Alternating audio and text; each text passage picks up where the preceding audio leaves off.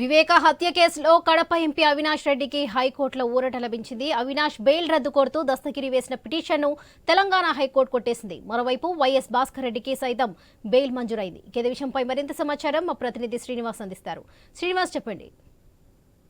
YS Avinash Reddy తండ్రి భాస్కర్ రెడ్డి అనారోగ్య రీత్యా ప్రస్తుతం మధ్యతం బెయిల్ మీద బయట ఉన్నారు. అయితే ఇప్పటికే దస్తగిరి కూడా అవినాష్ రెడ్డి అలాగే భాస్కర్ రెడ్డి బెయిల్ కూడా రద్దు చేయాలని కోరుతూ ఇప్పటికే హైకోర్టు తెలంగాణ హైకోర్టులో పిటిషన్ దాఖలు చేశారు. ఇప్పటికే హైకోర్టు కూడా ప్రస్తుతం పూర్తి వాదనలు విన్న తర్వాత కూడా అవినాష్ రెడ్డికి భాస్కర్ రెడ్డి కూడా భారీ ఊరట లభించిందని చెప్పవచ్చు. ఏదైతే దస్తగిరి పిటిషన్ కూడా కొట్టివేయడం జరిగింది. ఇప్పటికే దీంతో ఇప్పుడు భారీ ఊరట లభించిందని చెప్పవచ్చు. ఎన్నికల రీత్యా ప్రస్తుతం అవినాష్ రెడ్డి కూడా బిజీ షెడ్యూల్ లో ఉన్నారు. ఆయన కూడా ప్రస్తుతం ఎన్నికల సమావేశంలో భాగంగా ప్రస్తుతం కడప ఎంపీ వైఎస్ఆర్సీపీ తరఫున బరిలో నిలిచిన విషయం తెలిసింది. ఈ నేపథ్యంలో గత కొంతకాలంగా ఎన్నికల ప్రచారం బిజీగా ఉండడంతో దీంతో దస్తగిరి ఇరువురి బెయిల్ కూడా పిటిషన్ రద్దు కోరుతూ ఇప్పటికే హైకోర్టు తెలంగాణ హైకోర్టుకు ఆశ్రయించడం జరిగింది. అయితే అవినాష్ రెడ్డి అలాగే భాస్కర్ రెడ్డి లాయర్లతో ఏకీభవించిన కోర్టు కూడా ప్రస్తుతం వాళ్ళ వాదన విన్న అనంతరం కూడా ప్రస్తుతం దస్తగిరి ఏదైతే బెయిల్ పిటిషన్ రద్దు చేయాలని కోరుతూ